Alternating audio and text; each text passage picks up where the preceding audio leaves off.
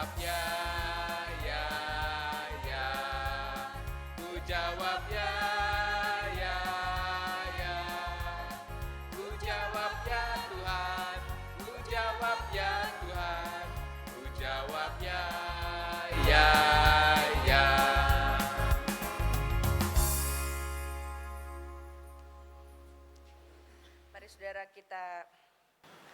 Mari saudara kita berdoa sebelum kita membaca dan merenungkan firman Tuhan. Kami meyakini bahwa Tuhan hadir di tengah-tengah kami dan Tuhan memanggil kami.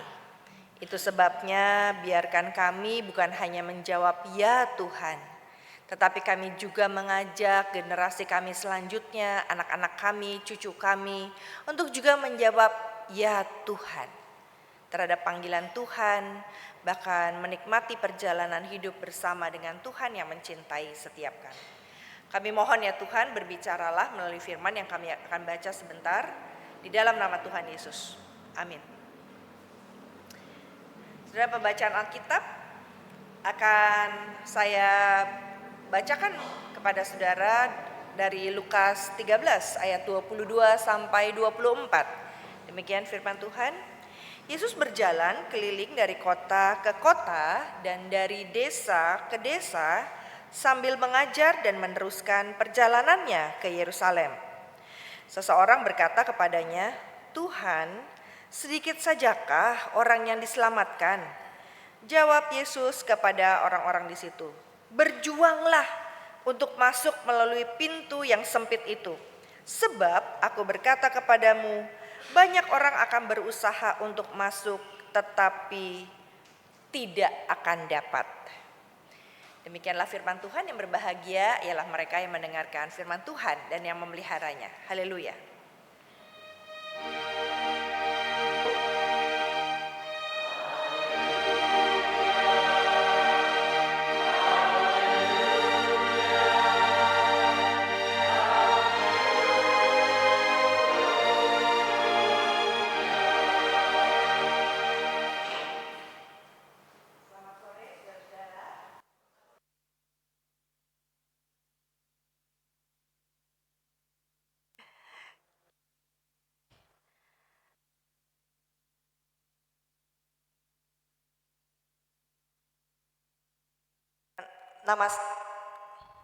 Nama saya Pendeta Riani Suharja.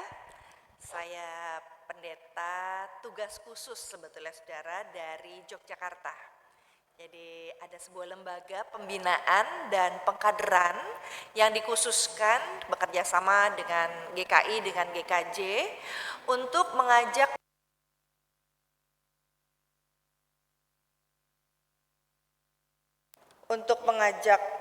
lobet rupanya.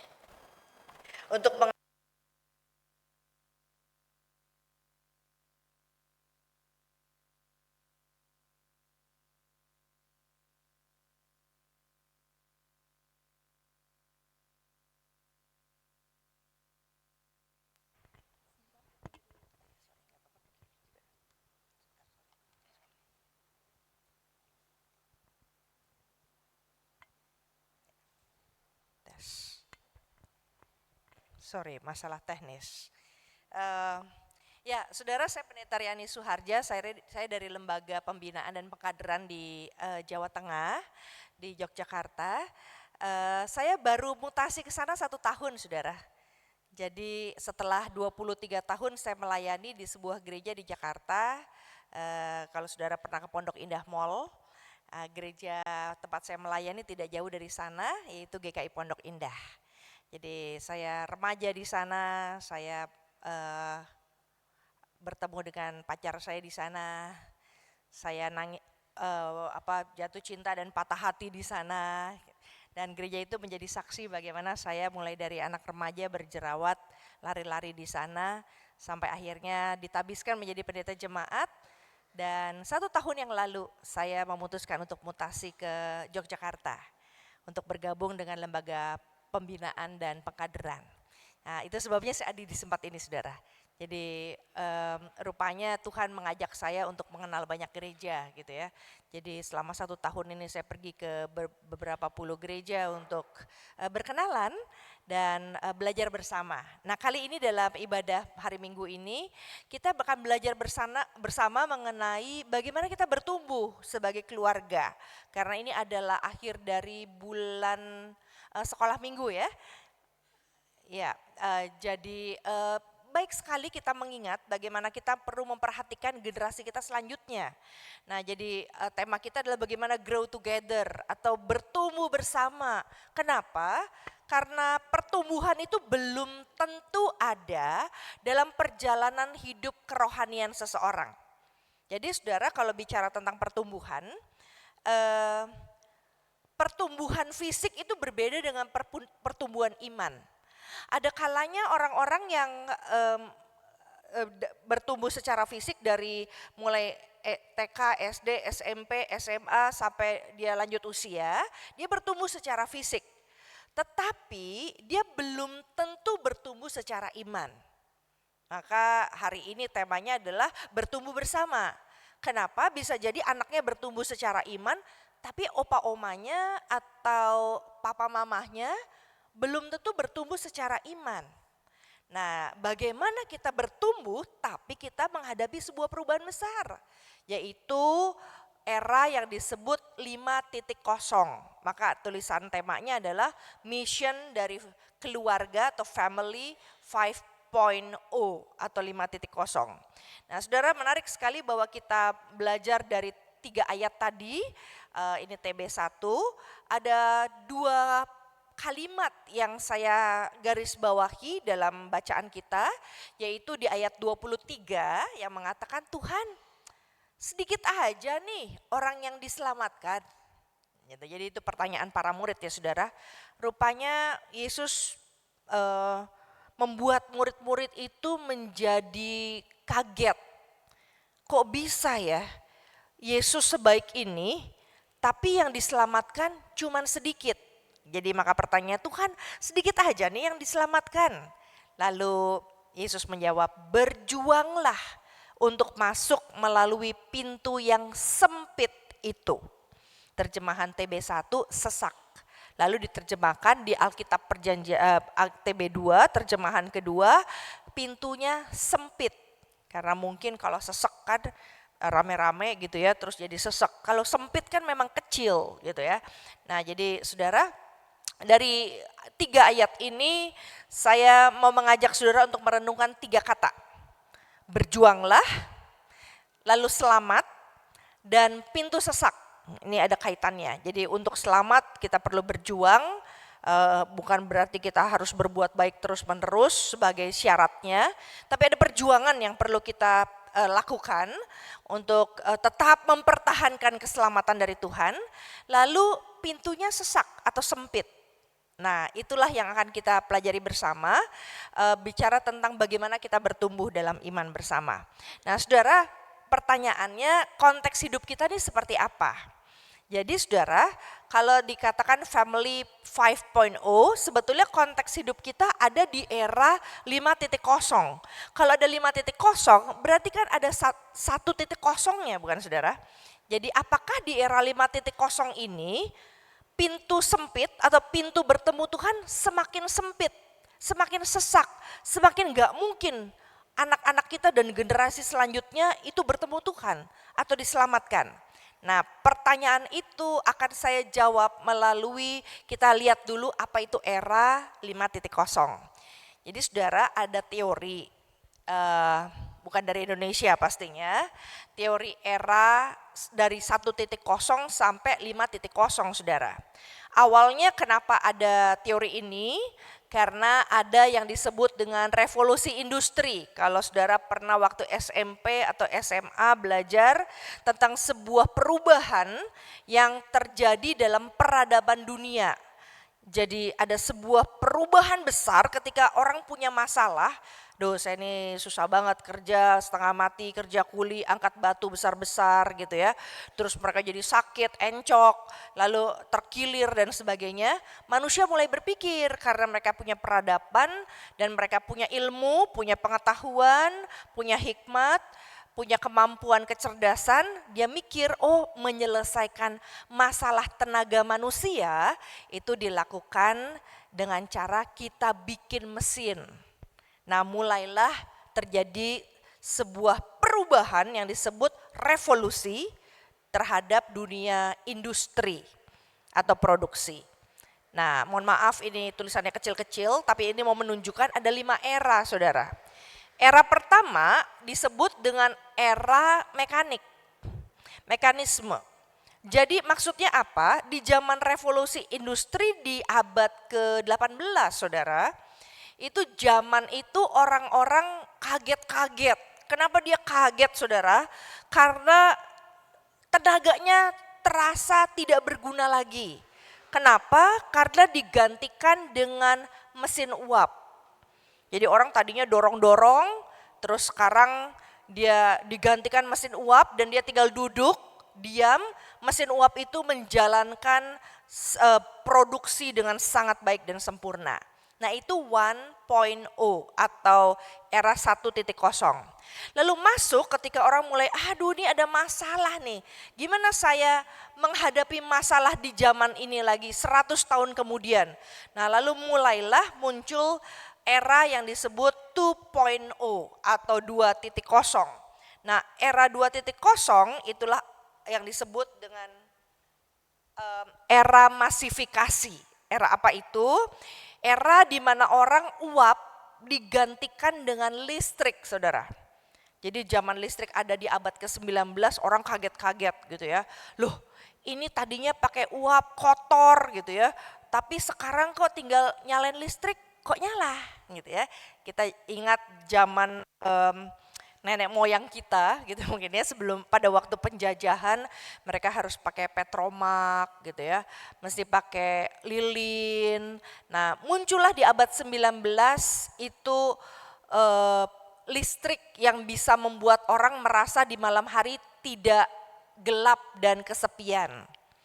Nah, timbul pergolakan lagi 100 tahun kemudian muncullah era 3.0 atau 3.0. Nah, apa cirinya? Nah, ini ciri di mana kita mungkin sebagian dari kita sudah lahir zaman itu, yaitu di mana disebut era digitalisasi.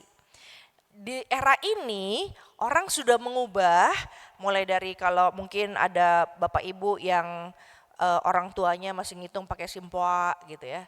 Sekarang masih ada juga sih anak-anak belajar matematika ya. Tapi zaman dulu mereka memang ngitungnya kan ditulis 10 tambah 50 tambah 60, 110, 120 gitu ya. Nah begitu masuk era 3.0 atau 3.0 itu mereka mulai memasukkan itu dalam komputer. Itu abad 20. Saya ingat di awal-awal saya SD itu ayah saya beli komputer masih besar gitu ya komputernya ya, bokongnya atau belakangnya itu besar sekali, ada perangkatnya, tapi itu mempermudah dia. Jadi ayah saya itu seorang civil engineering atau temannya arsitek, saudara, kerjanya ngitung. Jadi ini gedung supaya jangan ambruk, supaya tiang pancangnya ini kuat, mesti dihitung. Nah dulu saya ingat banget waktu saya SD dia menghitung pakai tangan, satu-satu dihitung pakai kalkulator. Tapi begitu masuk digitalisasi dia beli komputer, semua hitungan bangunan yang dia buat, termasuk apakah bangunan ini tahan terhadap gempa, itu dimasukkan ke dalam komputer. Bahkan dia sampai mengambil studi di Prancis supaya bangunan itu tetap bisa kokoh dan kalau ada gempa dia nggak ambruk. Nah itu mulai komputer masuk. Ketika ada komputer orang mulai santai, nggak usah pakai mesin ketik. Saudara masih pakai mesin ketik. Nah pada waktu sudah ada komputer, mesin ketik kita tinggalkan, hanya dimuseumkan, lalu kita mulai masuk semua komputer dan print dan sebagainya. Nah ternyata setelah itu saudara memasuki abad 21, itu mulai ada yang disebut era 4.0. Era itu disebut dengan era konektivitas. Jadi era ini sebuah cirinya adalah kecerdasan buatan. Jadi bukan hanya menggunakan lagi komputer, handphone, tapi sudah ada kecerdasan buatan yang disebut dengan AI. Bapak Ibu tahu AI? Di WhatsApp kita ada AI. Nah, AI membuat perubahan besar dalam hidup manusia. Kenapa? Karena koneksinya bukan saya dengan ibu saya, tapi saya dengan AI. Ini muncul anak-anak di zaman generasi Z, dia kalau mau tanya apa-apa, misalnya batuk pilek, mamahnya bilang, kamu banyak minum jeruk ya, supaya kamu jangan pilek. Oh, nggak perlu ngomong mah, saya tanya di AI dulu. Atau dia tanya di AI jawab, minum vitamin C dengan merek ini dijual di apotek ini, dan ini cara memesannya, langsung dia bisa beli. Nah, jadi konektivitasnya di era 4.0 adalah saya dengan mesin. Sehingga akhirnya saya terbantu dengan mesin-mesin itu. Nah, sekarang muncul 5.0 Bapak Ibu. 5.0 ini menyambut generasi yang baru akan lahir, yang masih di TK dan SD. Nah, generasi 5.0 ini diberikan judul, ini teorinya tadinya dari Amerika, sekarang masuk ke teorinya orang Jepang katanya saudara.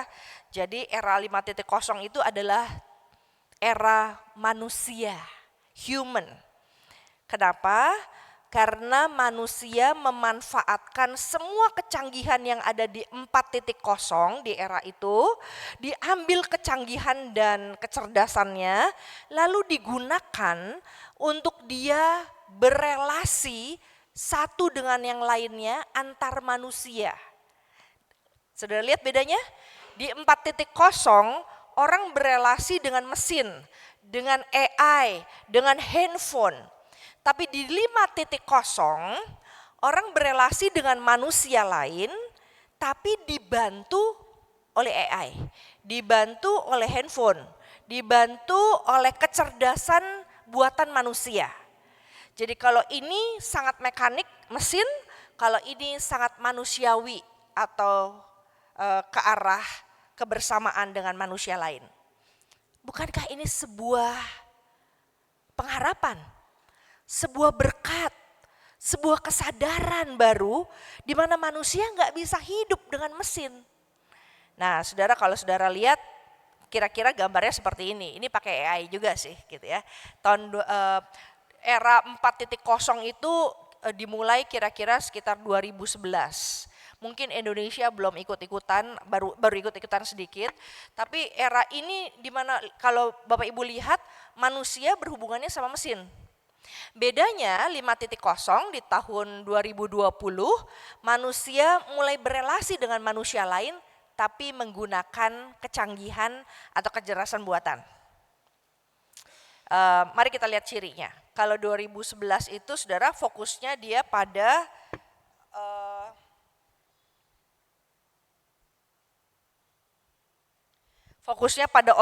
otomatisasi pabrik. Jadi semua otomatis. Jadi dalam 10 tahun yang lalu sampai hari ini, saudara mulai lihat semua tuh serba otomatis. Saudara pernah atau sering naik kereta api? Saya pelanggan kereta api nih ya. Begitu masuk ngelihat muka saya, pintunya langsung dibuka. Itu otomatisasi.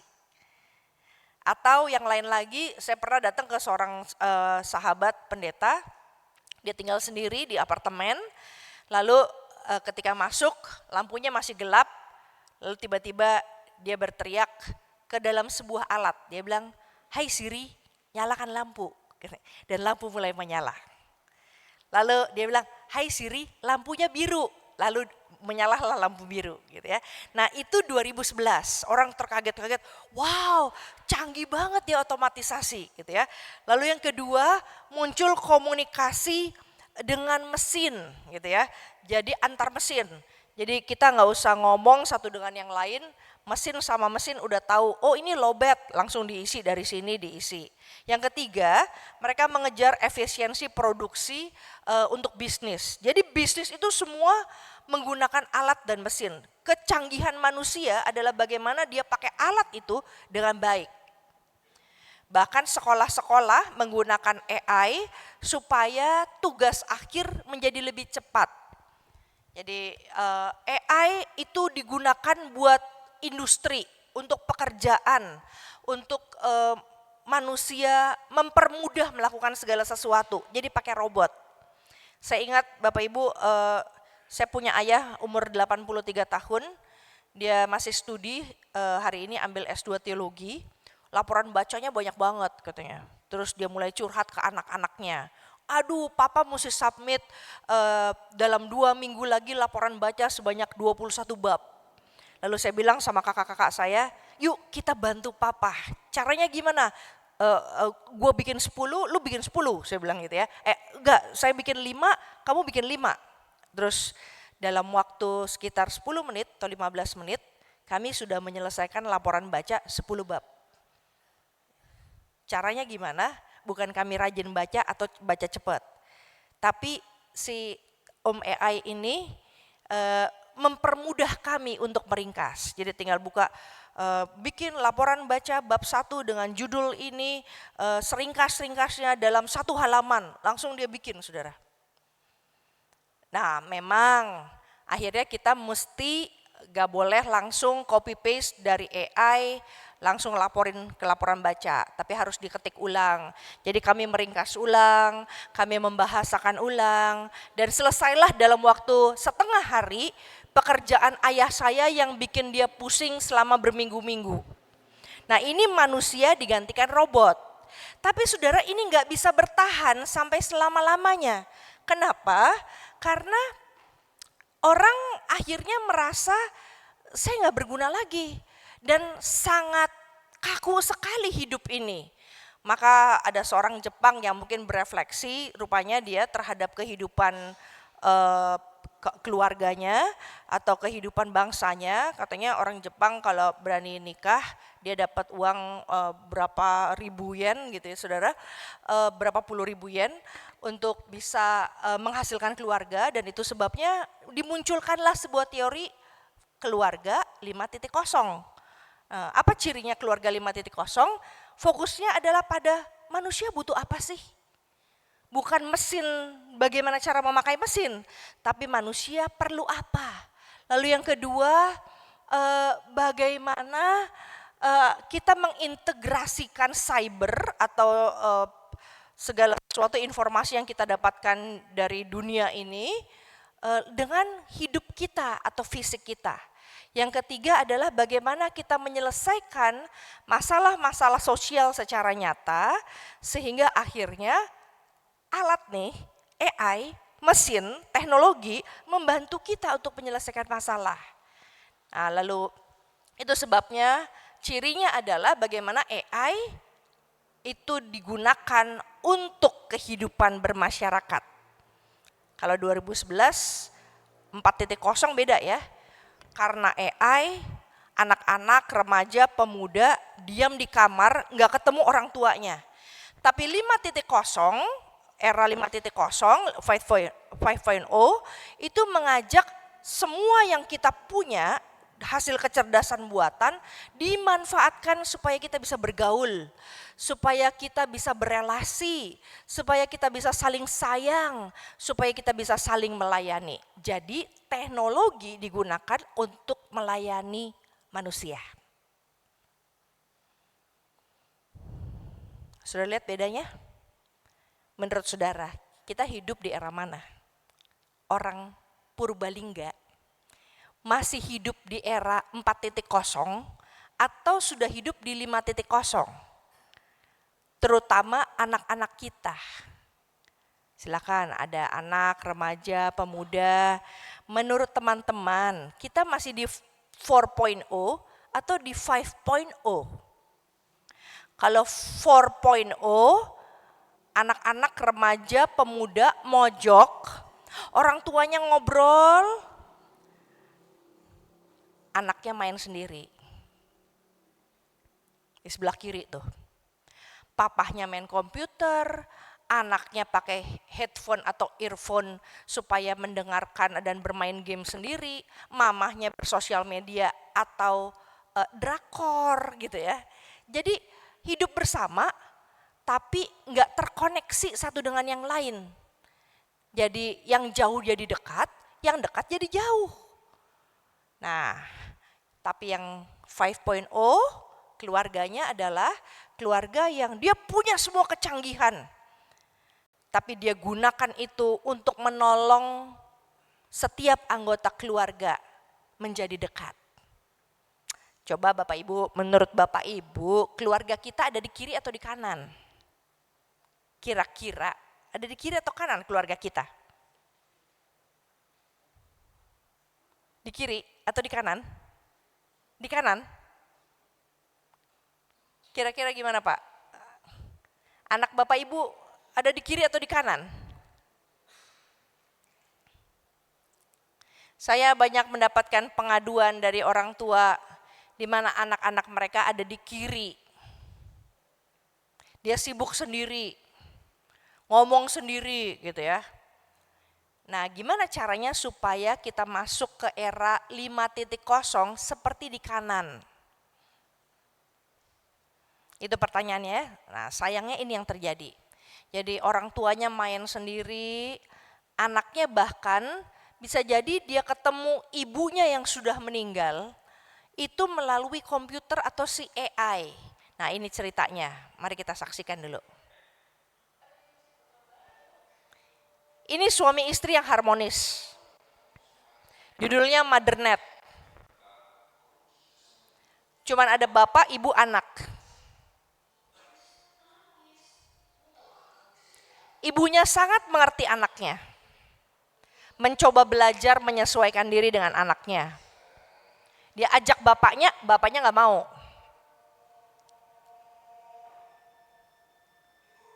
Satu kali peristiwa terjadi.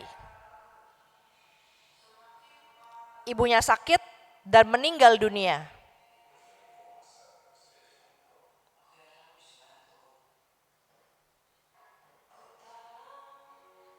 Anaknya kesepian, ayahnya nggak bisa diajak ngobrol.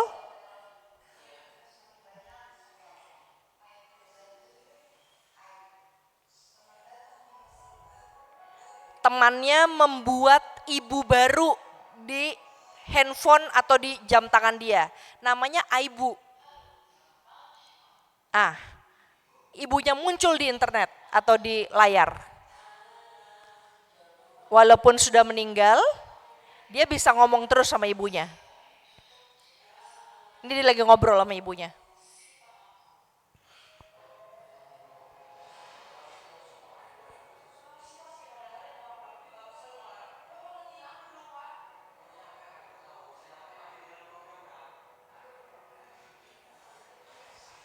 Sampai bapaknya cabut semua jam tangannya.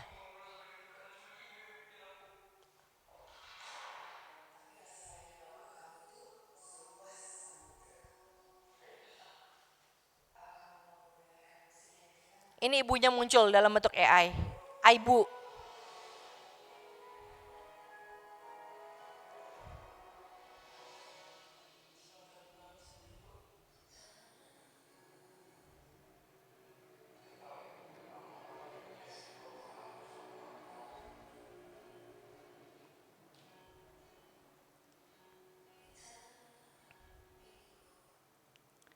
Semengerikannya teknologi bisa membuat kita tidak bisa lagi bersedih dan kesepian karena teknologi. Jadi anak di cerita itu diceritakan dia kesepian karena ibunya meninggal dunia. Maka segera temannya membuatkan yang pakai jam tangan dia namanya Aibu. Bukan AI tapi Aibu. Nah, Aibu itu adalah ibu di komputer yang ngobrol terus sama dia setiap waktu. Sehingga muncul di layar lebar di kamarnya dia dan dia selalu bisa ngobrol sama ibunya. Waktu ditanya sama psikolognya, apa perasaan kamu ibu kamu meninggal? Biasa aja. Kenapa? Karena ada ibu. Nah, disitulah terjadi krisis dalam keluarga ini.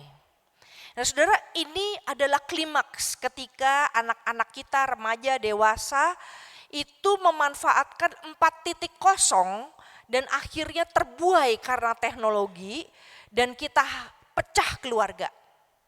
Sekalipun hidup dalam satu atap. Nah, puji Tuhan, hari ini kita diingatkan bagaimana kita keluar dari situ. Apa sih peran kita? Peran kita adalah memanfaatkan teknologi AI khususnya untuk mengharmoniskan keluarga. Itu tujuannya. Jadi enggak bapak ibunya doa sendiri, anaknya doa pakai I God gitu ya mungkin. Jadi Tuhannya ada di handphone nih. Dia ngomong sama AI, AI kamu bisa jadi Tuhan saya apa enggak gitu ya. Dia hidup dalam dunia lain, orang tuanya hidup dalam dunia lain. Nah, ini saatnya kita berpikir bagaimana menolong generasi kita selanjutnya untuk bersatu hati harmonis. Enggak yang sangat suka teknologi akhirnya terbawa arus teknologi dan akhirnya seperti anak tadi enggak punya perasaan. Waktu psikolognya tanya, apa perasaanmu? Enggak ada. Terus dia tanya lagi ke ibu, AI, kira-kira perasaan saya kalau ditinggalkan ibu mestinya seperti apa ya? Lalu si AI jawab, oh seharusnya kamu bersedih. Terus dia jawab ke psikolognya, oh iya saya bersedih. Sudah bisa bayangkan? Hidup yang seperti ini dengan anak-anak kita yang semakin hari bertumbuh dewasa, ini saatnya kita berjuang. Apa perjuangan kita saudara? Memenangkan sebuah pertandingan. Kita sedang bertanding dengan teknologi yang menjadi ibu, ayah, Tuhan buat generasi kita selanjutnya yang terjebak oleh kecerdasan manusia buatan. Peran kita bukan memarahi mereka, bukan melarang mereka, bukan mempuasakan mereka menggunakan teknologi. Tapi peran kita adalah bertanding dengan teknologi. Supaya dengan teknologi justru kita pakai agar anak-anak kita menjadi dekat dengan kita. Kuncinya adalah memenangkan hati anak untuk mencintai Kristus lebih daripada mencintai dunia digital. Bahkan dunia digital bisa membantu mereka untuk mendekatkan kita satu dengan yang lainnya. Saya ingat banget waktu anak saya mulai gandrung iPad, saudara. Dulu dari BlackBerry masuk ke iPad. Di waktu itu saya nggak punya waktu buat dia. Jadi dia selalu menggunakan teknologi untuk menemani dia. Sampai satu kali ketika anak saya ditanya sesuatu, misalnya besok mau makan apa pagi, dia nggak bisa jawab, saudara. Kenapa? Karena dia terlalu terikat dan dalam menghayati dan berteman dengan teknologi. Sampai akhirnya saya mulai pikir ini mesti bertanding nih. Saya mesti tanding memperjuangkan diri supaya anak saya lebih suka ngobrol sama saya ketimbang dia main atau nonton di gadgetnya. Jadi apa yang saya lakukan? Yang saya lakukan dalam waktu yang sangat terbatas di setiap harinya, itu saya memberikan waktu bersama suami saya secara terpisah untuk ngobrol, saudara. Jadi itu kuncinya, ajak ngobrol. Ngobrol itu bukan kayak orang main tenis tapi pakai tembok, saudara. Apa tuh namanya ya? Jadi apa? Ya, kalau paddle kan berdua kan. Nah, kita mesti main seperti paddle. Saya ngomong, kamu ngomong. Saya dengar, kamu dengar. Nah, ada orang yang hanya main sendiri olahraganya. Nah, jadi dia dengan alat.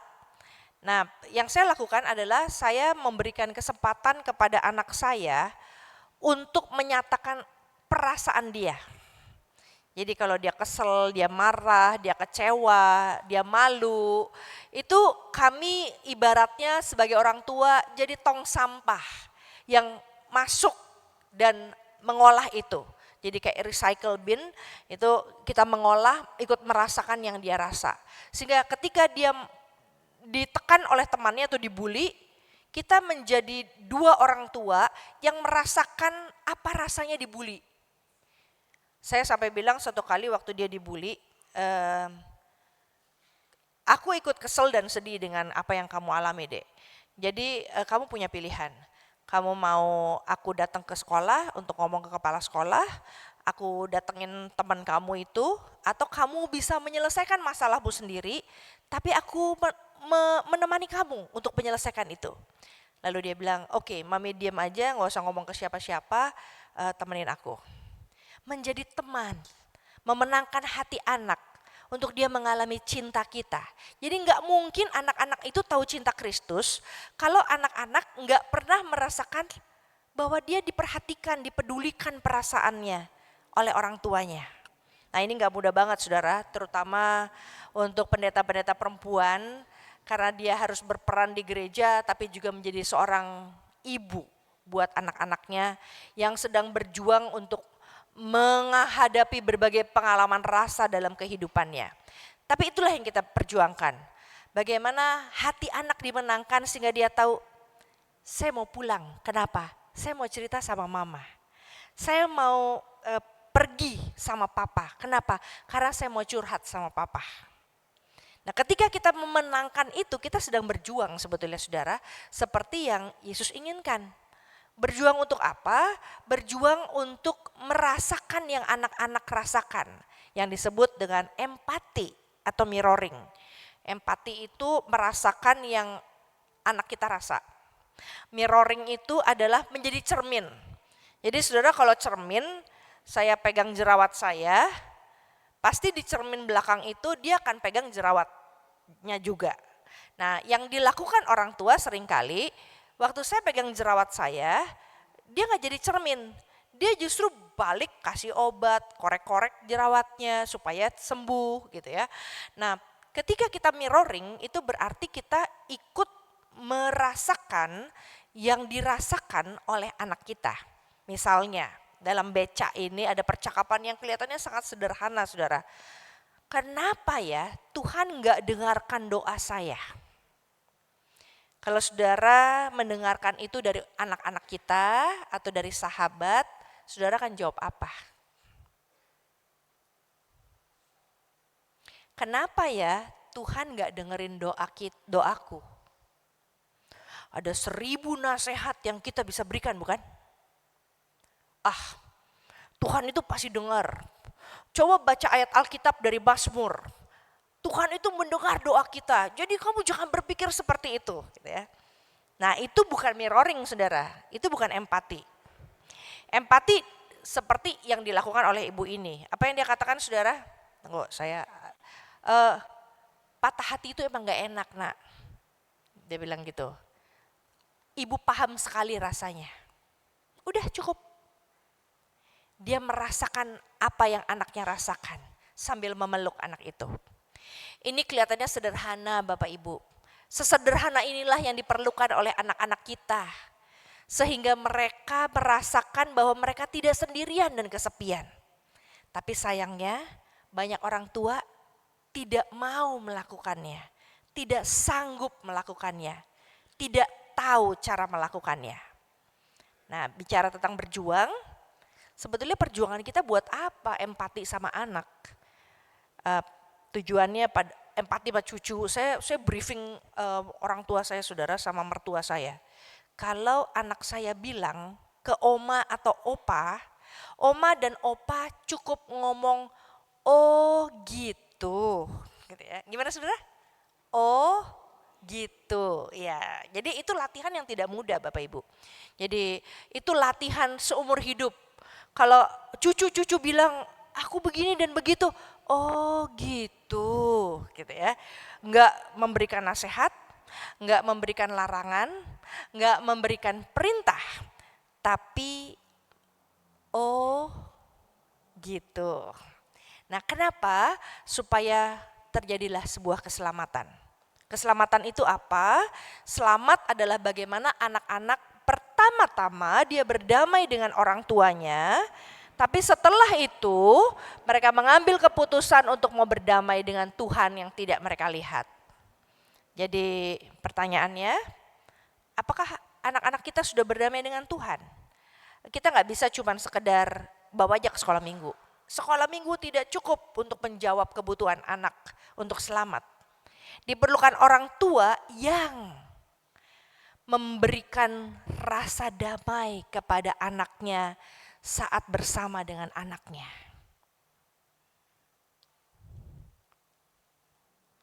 Saya pernah pergi ke satu tempat di mana anak-anak dikumpulkan di sekolah di jam 10 malam, jam 9 malam untuk belajar.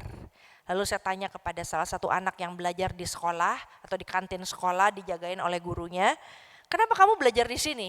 Nggak belajar di apartemen atau rumah kamu? Lalu mereka jawab, karena di rumah terlalu ribut. Orang tua bertengkar, ada TV, ada orang ribut, ngomong dan sebagainya. Saya nggak enak, belajarnya nggak tenang. Sudah terbayangkankah kita bahwa anak-anak kita juga membutuhkan damai? Mereka bisa cari itu di AI, di gadget. Mereka bisa temukan itu di kamarnya, dikunci dengan rapat-rapat. Tapi mereka bisa menemukan damai itu ketika berada bersama kita. Itu tugas kita. Supaya mereka berdamai dengan kita dan setelah itu berdamai dengan Kristus. Dan yang ketiga, pintunya memang sempit Bapak Ibu. Jadi teman-teman remaja dan pemuda yang ada di sini, pintu untuk ketemu Tuhan Yesus itu memang sempit, tidak mudah. Jadi pintu kerajaan Allah itu sesak atau sempit. Kenapa? Karena banyak orang kompromi terhadap dosa, mengikuti arus dunia, lalu penuh dengan hambatan. Tapi keselamatan tidak dapat dicapai dengan cara hidup yang mudah.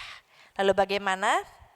Ada 3 usulan dari saya. Yang pertama, anak kita membutuhkan orang tua yang mengerti perasaannya. Tadi empati tadi ya. Jadi PR kita berjuanglah memahami perasaan anak di tengah dunia yang berubah seperti ini supaya mereka mengalami damai ketika bertemu kita, ngobrol dengan kita, berada di rumah bersama kita. Yang kedua, anak perlu contoh atau teladan Bapak Ibu, bukan dengan kata harus dan jangan. Jadi semoga hari ini kita menyingkirkan semua kata harus dan jangan. Ke gereja harus gak Bapak Ibu? Ke gereja harus gak? Anak-anak bergaul dengan teman-temannya yang membuat kita pusing kepala, jangan atau boleh? Jawabannya bukan harus atau jangan. Jawabannya adalah bagaimana kita ngobrol alasannya. Ngobrol alasannya bukan dengan kata harus atau jangan. Dan yang ketiga, anak merindukan dan mendambakan harmonis Bapak Ibu, sehingga dia pengen setiap hari orang tuanya itu bisa bercanda, tertawa, bahkan mengajak untuk menemukan makna dalam kehidupan. Apakah kita sanggup berjuang melakukannya? Menemukan damai dan menghadirkan damai di rumah? Dengan semua persoalan yang ada di dalam dunia anak, Tuhan memberkati kita untuk berjuang. Amin. Saya beri kesempatan kepada Bapak Ibu untuk menanggapi atau bertanya sehingga kita bisa melengkapi pembelajaran kita pada sore hari ini untuk bertumbuh, grow together dengan misi keluarga 5.0, menciptakan harmonis dan damai dengan empati dan menghindari kata harus dan jangan. Silakan kalau ada Bapak Ibu yang mau bertanya.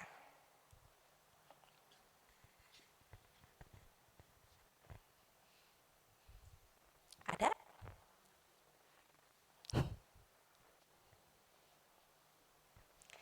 Bapak Ibu penasaran Atua ada pertanyaan? Oh, ada, silakan Pak. Ya, Cek. mari Pak. Ya, terima kasih Pendeta Riani atas penjelasannya. Kebetulan saya keluarga muda, mungkin termasuk yang sudah mengenal kemajuan teknologi juga ya, jadi nggak terlalu susah untuk belajar tentang teknologi, mengikuti perkembangannya sekarang. Nah, pertanyaannya, memanfaatkan teknologi itu di dalam pertumbuhan iman, misalnya dipakai untuk kayak saat teduh bersama begitu. Kalau dulu kan pakai renungan harian, terus ada waktu bisa ngajak anak-anak untuk bersatu teduh bersama, memakai renungan harian. Nah, sekarang di gadget kita udah banyak tuh aplikasi, LAI sendiri ada, terus juga ke ChatGPT juga ada, minta dibuatkan renungan sama tafsirnya juga ada. Nah, sejauh mana kita bisa memakai itu untuk pertumbuhan iman di dalam membina iman di dalam keluarga, dan apakah karena kita kan awam ya, nggak tahu ini tafsirnya benar atau enggak, kontrolnya sejauh mana? Itu, terima kasih. Terima kasih Pak. Bapak Ibu, prinsip utama dalam kehidupan keluarga Kristen itu yang penting anak ke gereja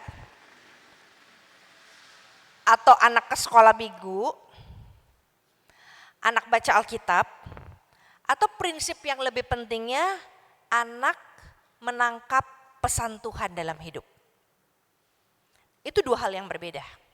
Nah, seringkali kita terpaku pada keharusan atau metode dan cara-cara yang digunakan untuk kita menangkap pesan Tuhan dalam hidup. Jadi ke sekolah minggu, saat teduh, membaca Alkitab, itu adalah metode atau cara-cara membuat anak-anak kita atau diri kita menangkap pesan Tuhan dalam hidup kita. Karena hidup kita ini seperti ibadah GKI, Bapak Ibu, itu prinsipnya anabatis dan kata batis, yaitu apa? Tuhan bicara, saya mendengar. Saya bicara, Tuhan mendengar. Nah, prinsip inilah yang kita gunakan supaya seumur hidup anak dengar suara Tuhan, anak bicara sama Tuhan. Anak tahu pesan Tuhan, anak mengikuti pesan Tuhan. Nah, untuk mencapai tujuan ini, maka kita gunakan saat teduh. Saat teduh seperti apa? Saya tetap percaya bahwa semua saat teduh, selama kita tahu sumbernya dari mana, atau tanya aja sama Bu Pendeta nanti sumbernya benar atau enggak. Nah, semua saat teduh, selama dia mengarahkan untuk hidup baik, gunakan itu sebagai cara Tuhan bicara. Tapi prinsipnya bukan anak rajin saat teduh, Bapak Ibu. Bukan kita rajin saat teduh, tapi kita menemukan pesan Tuhan, suara Tuhan setiap kali, setiap hari, setiap kita mengambil keputusan, setiap kita butuh. Sehingga saat teduh tidak harus dibatasi satu hari satu kali. Bisa jadi dia dalam hari ini pagi-pagi dia kesel sama seseorang, pesan kita bukan dia harus saat teduh. Pesan kita adalah, tanya Tuhan, apa yang mesti kamu lakukan nanti kalau kamu ke sekolah dan bertemu dengan temanmu. Itu metodenya. Metodenya bisa juga dengan, oke, tanya Tuhan lewat mana dong Mami? Lewat lagu. Ya Tuhan, bila hati kawanku terluka oleh tingkah ujarku. Terus apa? Dan kehendakmu jadi panduku. Ampunilah. Ternyata kehendak Tuhan jadi pandunya. Oke, Tuhan maunya apa kalau kamu lagi kesel sama orang? Aku tahu sih aku mesti mengampuni tapi belum tentu aku bisa. Enggak apa-apa. Yang penting kamu tahu apa yang Tuhan mau. Nah, saat teduh apapun, anak saya saat teduh dengan banyak buku Pak. Bahasa Inggris, bahasa Indonesia, tulisan saya, tulisan orang lain gitu ya. Tapi yang penting inti yang saya tekankan berulang-ulang sejak kecil kepada dia adalah cari Tuhan maunya apa. Apa pesan Tuhan buat kamu? Jadi dia mau baca Alkitab atau mau baca buku lain rohani, dia bisa melakukan banyak hal. Yang penting dia menangkap pesan Tuhan atau mendengar jawaban Tuhan. Gitu. Terima kasih. Ada pertanyaan lain Bapak Ibu?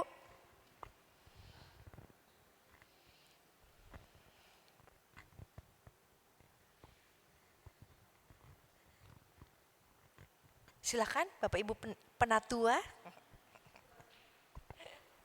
Cek, bisa lewat sini aja Mas. Baik, selamat sore Ibu. Nama saya Kristi. Saya mau nanya tapi anak saya di sini sebetulnya. Iya, saya ibu tunggal yang masih tinggal dengan mama saya. Mama saya anak tentara yang didikannya militer dan VOC. Nah, sebetulnya kadang kalau di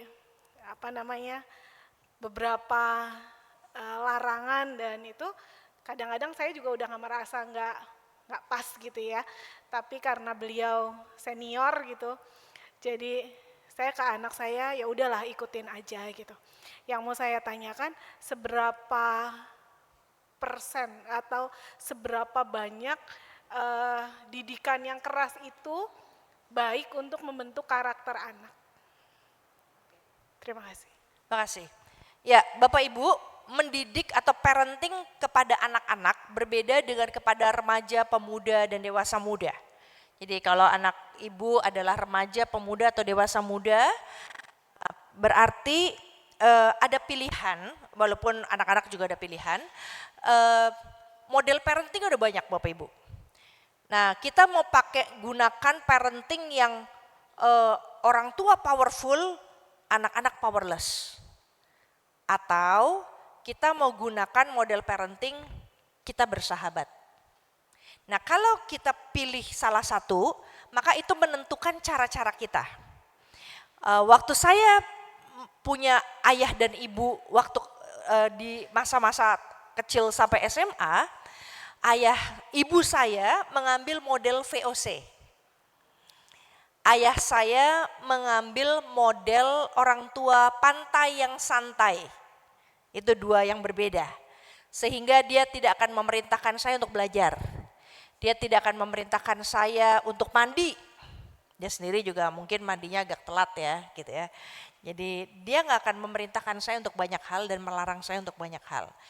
Saya sebagai anak pada waktu SMA dan kuliah, saya merasa lebih bersahabat dengan ayah saya. Sementara saya merasa ibu saya bagaikan tuan saya. Yang kalau saya nggak ikutin dia, habis saya. Nah, saudara punya pilihan. Mau jadi orang tua yang powerful, powerless, atau orang tua yang bersahabat. Nah, akibat dari orang tua bersahabat, maka ada model parenting yang perlu dipelajari. Nah, model itulah yang saya pelajari dengan sebutan menjadi orang tua konsultan. Jadi bukan hanya sekedar bersahabat, tapi juga orang tua mempelajari bagaimana menjadi orang tua yang kalau anak membutuhkan, dia punya pikiran 1 dan 2 step ke depan dibandingkan mereka. Nah, pembelajaran seperti ini memang membutuhkan waktu yang cukup panjang untuk keluar dari powerful dan powerless, berkuasa dan lemah. Gitu ya. Nah, kapan model berkuasa dan lemah ini dibutuhkan? Di dalam model yang namanya orang tua konsultan, model powerful dan powerless hanya dipakai saat menjelang kecelakaan. Misalnya, ada sebuah kebakaran terjadi di sebuah tempat, lalu anak kita ada di dekat sana, maka model VOC digunakan. Dengar kata mama, keluar. Kenapa? Karena kalau pakai diskusi alasannya kenapa, nanti keburu kebakar kan ya. Jadi model VOC digunakan kalau emergency namanya atau SOS. Ada ular di dekat dia, lalu kita langsung bilang, kamu nggak usah lihat kanan kiri, lari ke depan. Nah, itu model VOC. Tidak perlu pakai alasan, langsung melakukan karena ada kecelakaan yang menanti dia. Nah, sementara yang digunakan sekarang dalam Family 5.0 atau keluarga 5.0 adalah anak diberi kesempatan untuk berpendapat. Anak diberi kesempatan dan waktu untuk berpikir. Anak diberikan kesempatan dan waktu untuk salah. Nggak tahu Bapak Ibu setuju apa enggak? Jadi ini yang dikembangkan, anak diberi kesempatan untuk salah karena dengan kesalahan dia belajar dari kesalahan dan bangkit kembali. Jadi kira-kira seperti itu Bu. belajarnya agak lama Bu, jadi ini prinsipnya dulu gitu ya. Oke, terima kasih. Ada lagi Bapak Ibu?